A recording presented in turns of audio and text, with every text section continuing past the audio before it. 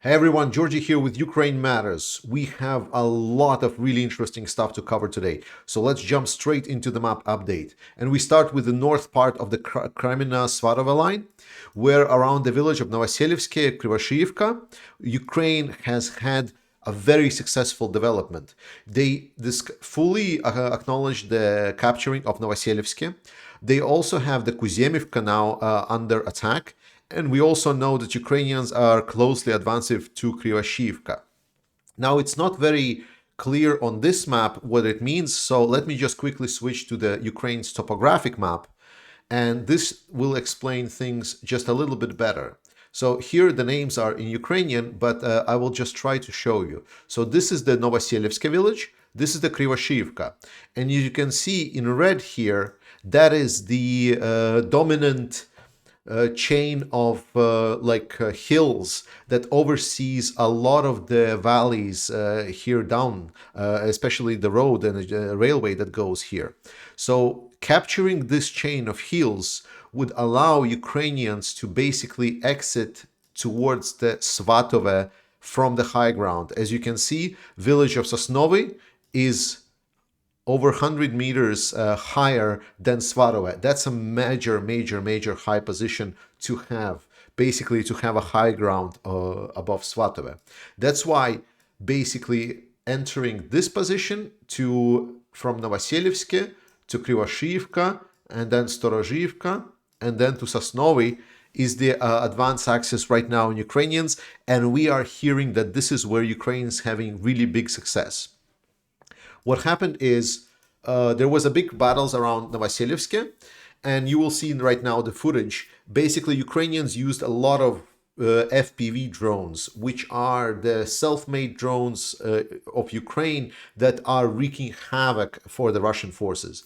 Russian forces tried to attack to Novoselivske, and they were wrecked by a huge flock of these drones. They cost about $400 to make one, and it's basically super ugly, but Ukrainians just strap a piece of ammunition to it, and they were able to essentially destroy all the armored vehicles that Russians had for the attack.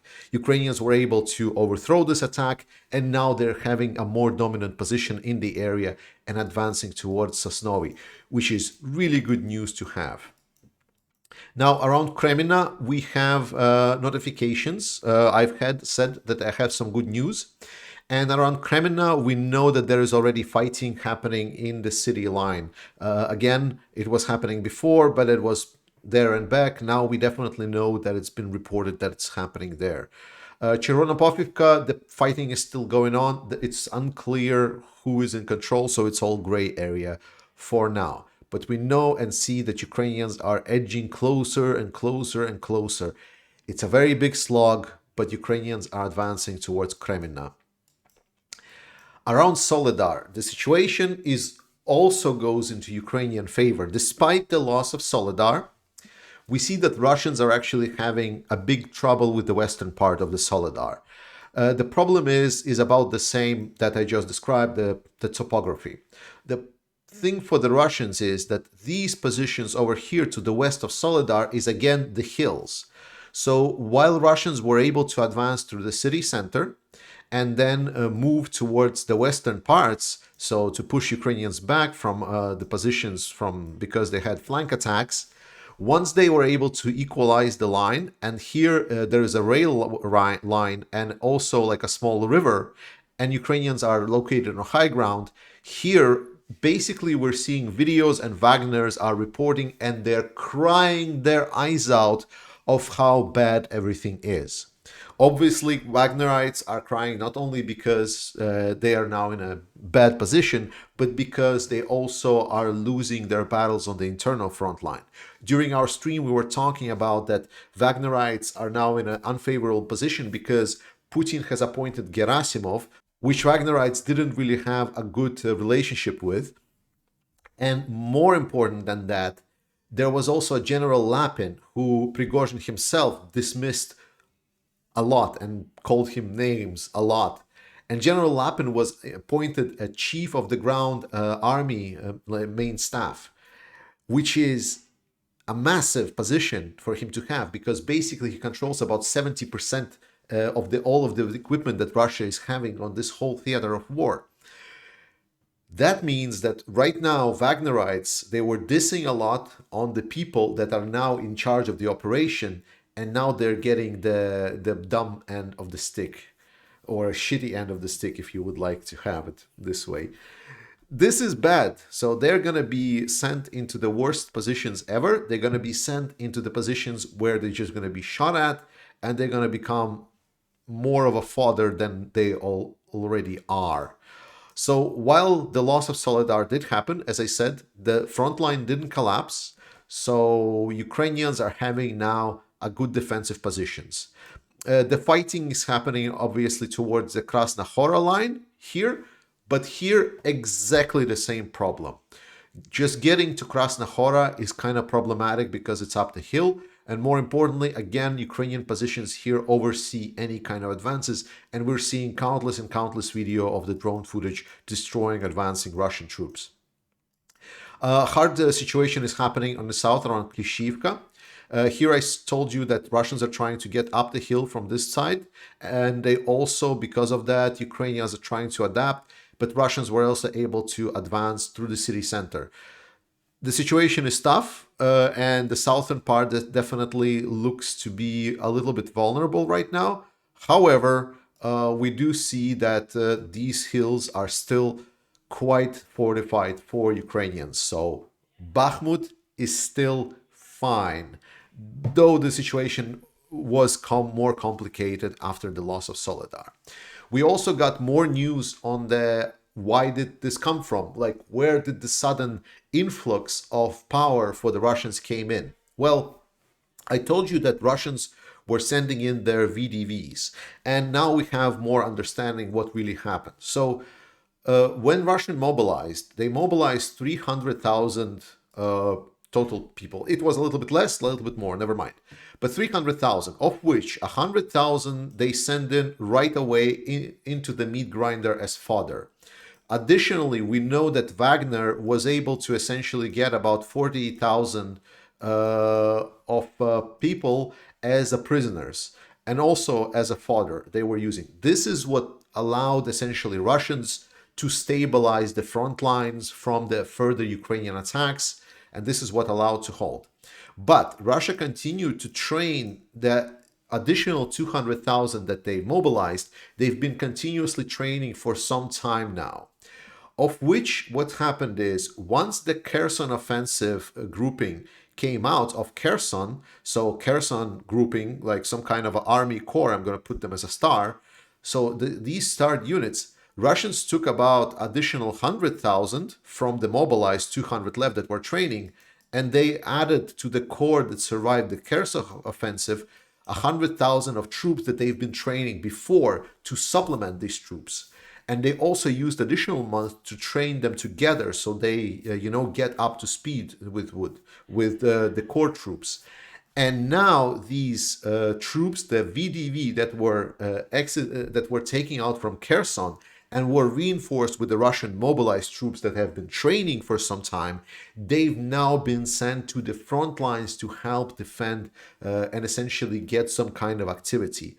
So we now know that basically that Russia has about 100,000 of trained troops that they have in reserves, and it was expected they will be delegated for the spring offensive, but it seems that Russia decided to put them into battle already now, at least the first 100,000.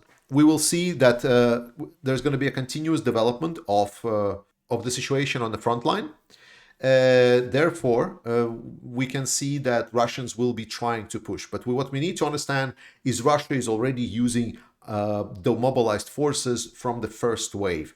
And as you can see, while they're pushing, the tempo of advancement is pitiful. So it's very, very slow and very, very unsteady.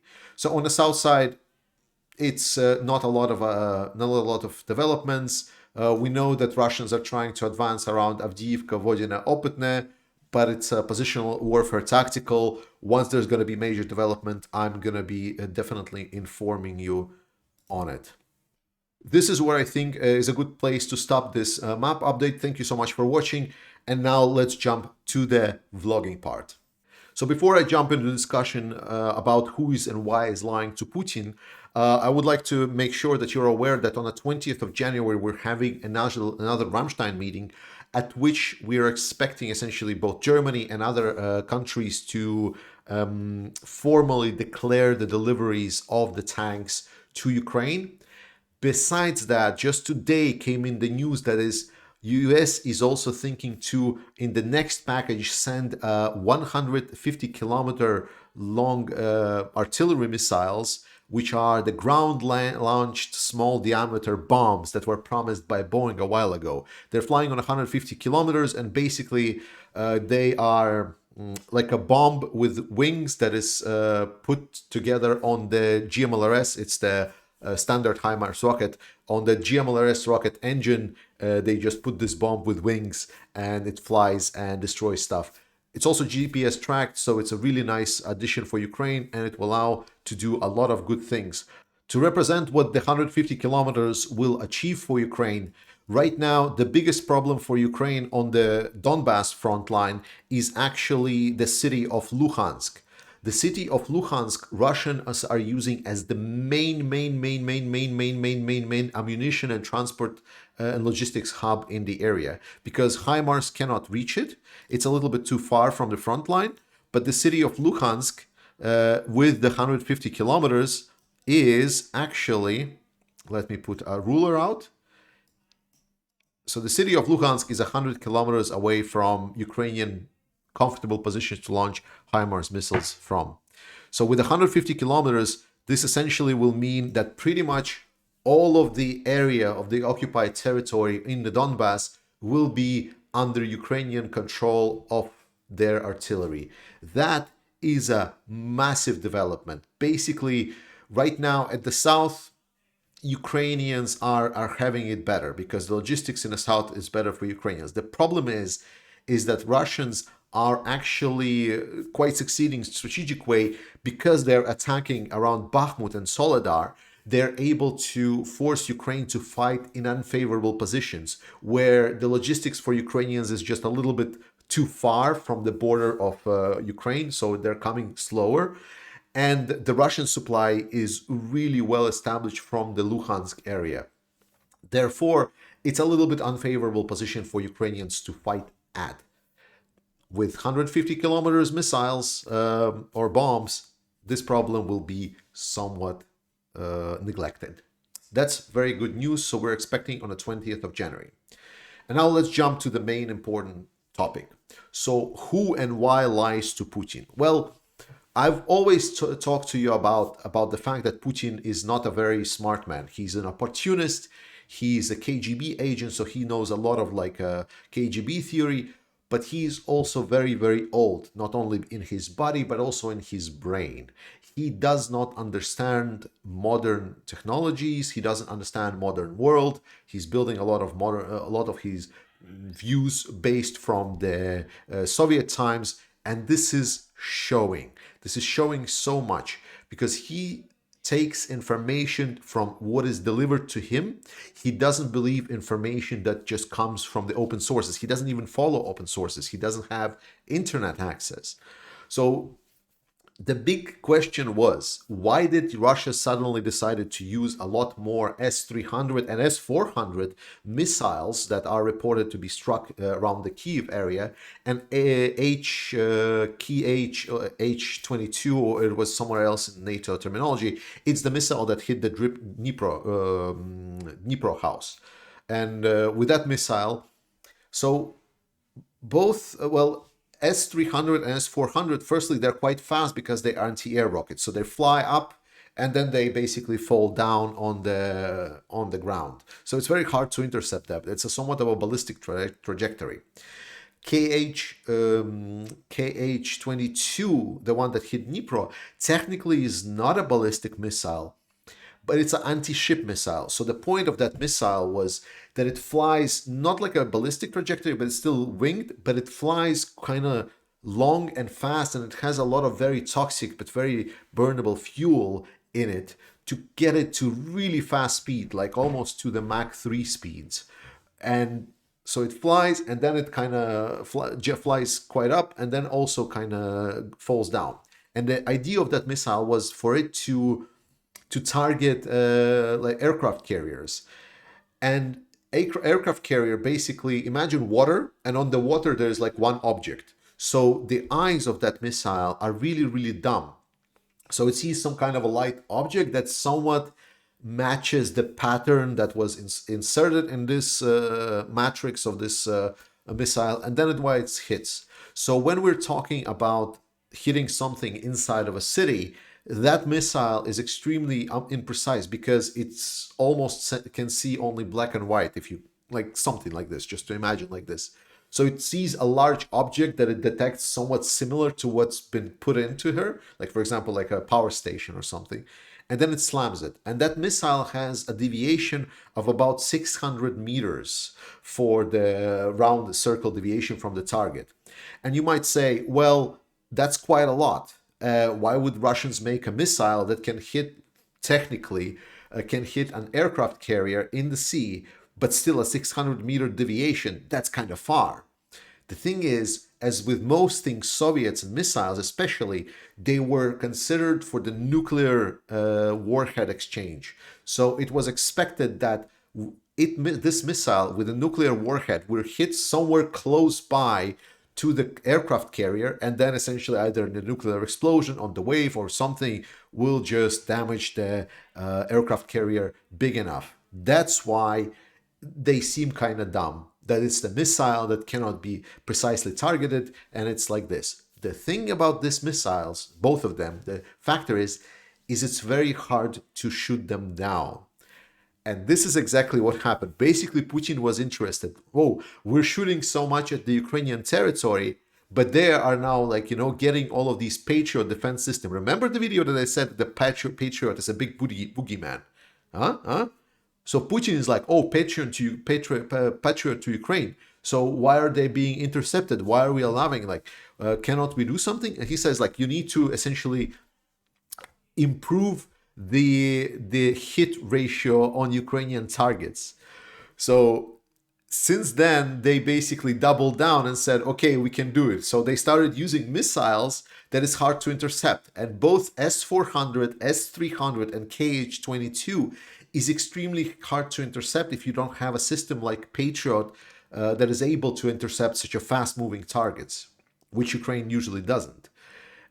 And that's now basically all of the generals that are responsible for the strikes on the Ukrainian targets are now coming to Putin and saying, hey, look, so Ukrainians have invested so much into their anti-air systems, and you see our strike percentage has increased significantly. Now they are not even capturing a majority of the missiles that struck Ukraine, and their anti-air effectiveness is actually dropping, without their telling that it was actually striking incorrect targets, because Putin doesn't follow a lot of the information. He follows what is being told to him.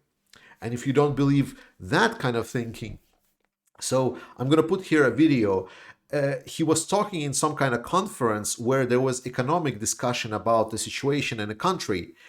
And the problem was that the representative of the air industry in Russia, he was telling that, okay, we're doing such a high effort in the air industry and we're trying like this. And Putin is saying, yes, but like people have been reaching out to me and saying that they don't have the contracts for the air assets. Like, why don't you solve this problem? I want you to have contracts. Please provide more contracts.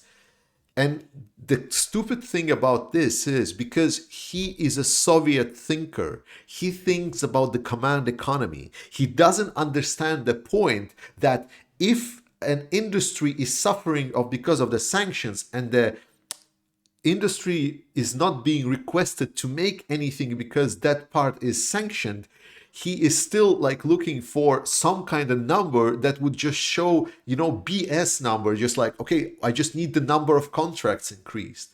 This is exactly how he wants to be essentially lied to.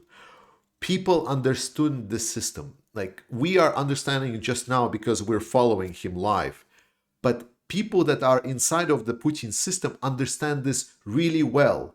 So when he says, like, I want less missiles shot down, the Russians just easily find a solution, just shoot more missiles that are not able to be shut down. The fact that they're not hitting anything, well, we'll just say that they did. Maybe they hit once, and we're going to show that picture from all angles. That is the definition of why and how Putin is being completely delusional about what this war is and where is it going. Thank you so much for watching to this episode. I will see you guys next time, and we're gonna have more streams and more different videos on this channel. Please support the channel. I donate 50% to the Ukrainian military of whatever we make. And most importantly, go to the first comment under the video and support Ukraine directly. Slava Ukraini, and I see you guys next time.